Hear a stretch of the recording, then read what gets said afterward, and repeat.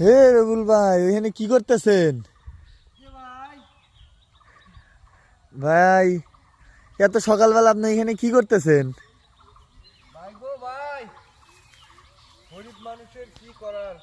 এই যে সকালে আসছি, আসার পরে এই যে দেখতেছেন এই জমিতে অনেক ঘাস হয়ে গেছে, তাই আর কি একটু সকালে আসলাম। আচ্ছা, ভাবলাম যে একটু ঘাস উঠাই, তাই একটু ঘাস উঠাইতেছি। তো কি খবর ভাই আপনার? এই তো ভালো। তা এত সকালবেলা আসা লাগবে, আর একটু পরে এলেও তো হইতো।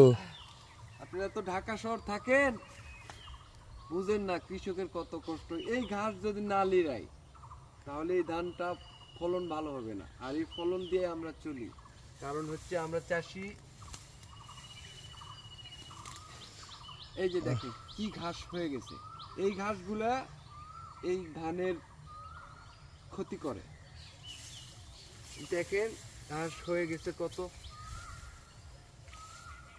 আসলে ঘাসগুলো না তুলে দিলে ফলন কম হবে, তাই ঘাসগুলো উঠাইতেছি। ঘাসগুলো উঠাইলে ফলন ভালো হয়।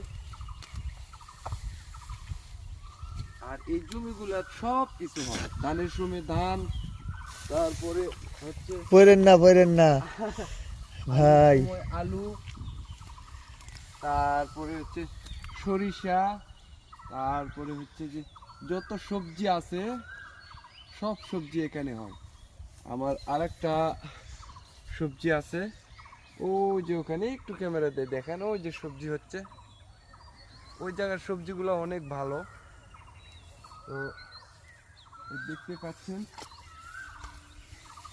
এই যে মাটির কাজ, খুব কষ্ট, খুবই কষ্ট মাটির কাজ।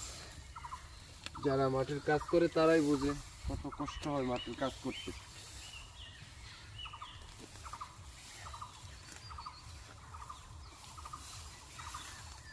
তো তারপরে কি অবস্থা ভাই আপনার? এই তো ভাই, তা ভাই এটা কি ধান লাগাইছেন? এটা হচ্ছে ইরি ধান, ইরি ধান যাকে বলে। ইরি ধান অনেক ফলন ভালো হয় এটাতে। ফলন ভালো হয় অনেক। হুম,